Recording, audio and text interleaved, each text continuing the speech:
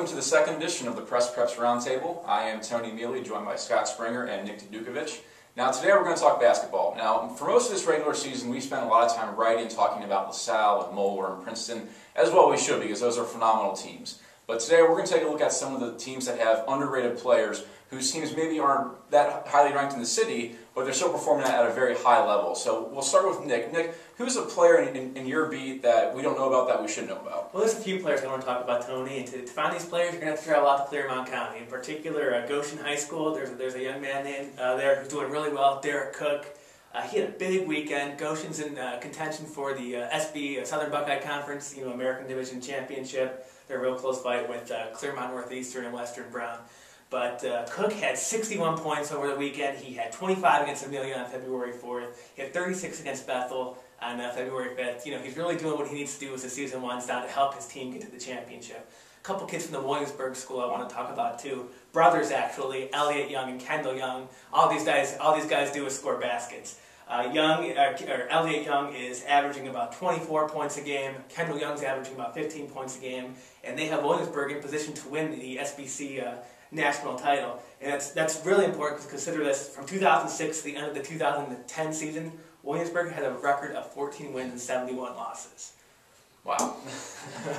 Well, let's talk about the CHL. The CHL, I mean, if it didn't snow so much, you could pretty much ride your bike in between these games. It's tightly contested, deeply rooted communities that get into basketball. These are not your great specimen athletes. These are pretty ordinary guys. Got to watch Madeira the other night.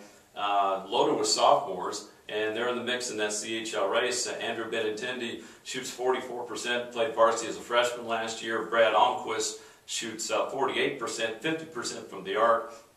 Two great sophomores there. They got a couple other sophomores. The CHL is, I mean, let's face it, it's not the Big East, but I mean, everyone's in it right now. Bingtown, Indian Hill, Reading, Marymount, Madeira, all in the mix. A lot of fun to watch. Maybe not the stud athlete that you might see, the Division I perfect player, but regular high school average Joe's out there getting it done. Well, after what LeBron James did to the Cavs over the summer, the NBA is dead to me. So I love watching that brand of basketball. Yeah, the guy I want to talk about though is Northwest senior Melvin Hunter. He's listed as a guard, but he's 6'4", 220. He's in the top 5 in the FABC in points, rebounds, and assists. The kid is just a basketball player, and if there's one game that really typifies Melvin Hunter to me, it was the game in late December when they were playing Coleraine. For those of you who don't know, Coleraine Northwest is kind of that big brother, little brother rivalry. It's definitely Northwest's biggest non-league game of the year. And in that game, Melvin Hunter had 15 points, 20 rebounds, and 7 assists. So we're talking about a near triple-double. And I'm not sure when the last time he was at a guard had 20 rebounds in a high school basketball game. Well, to get 20 rebounds, you have to be in the right spot at the right time and really know what you're doing, because that's really tough to pull down 20. Exactly, and unfortunately for Northwest, they ended up losing 63-62 in overtime. But this kid is just a phenomenal player, and really last fall was his first time playing varsity football at the high school level for Northwest, and they put him at wide receiver. He finished second in the entire FABC in receptions, and I'm sorry, he led the FABC in receptions, and he also finished second in the league in receiving yards with almost 900 and receiving touchdowns with 10. So I know the FABC is not the GCL or the GMC, but if you can just throw on some pads and get out there and put up those kind of numbers, that's impressive. So Melvin Hunter is somebody who he's worth checking the box scores for at least. And now let's take a look at our own beats for this week. Nick, what's on tap for you this week? Well, you want to look for the Milford High School boys basketball team. Milford had a big win, maybe the FABC game of the year over Glen Estee on Friday. Milford is in first place in the FABC East. They control their own destiny as they head down the stretch here to win the title.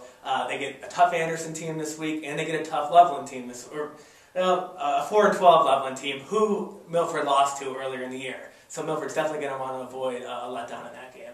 Got a lot going on. I'm going to catch up with Brandon Mitchell over at Withrow, a player that I like. We can talk about him at another date. And it's a busy, the CHL, again, I love covering it because of what I said. Regular guys getting it done there. Going to cover some boxing later on this week, so we'll see how neat that is. I'll be looking for the local Don King version of the hair. Gotcha. For me, the big story this week is the GCL wrestling tournament at Fenwick on Saturday. I'm kind of curious to see how Elder's going to do. Last year they lost to Moeller by a point and finished second. Elder and Moeller squared off a few weeks ago against each other. Moeller pretty much embarrassed Elder, so I want to see how Elder responds to that. Dick McCoy, I'm sure, will have his guys ready to go in that one. Elder's upper weights, I do want to say that they're top 3 or 4 guys. I'm talking about Ian Korb, Kevin Heil and Nick Newscable. Those guys, according to the GCL website, are combined 84-7. So I'm not sure if there's a team in this state that has better upper weights than Elder does. So I expect Moore to pull it out in the end, but I'll be curious to see how Elder does this weekend. So that's really all we had. Thank you guys very much. Let us know what we got right, what we got wrong, and how we can do better next time. Thank you.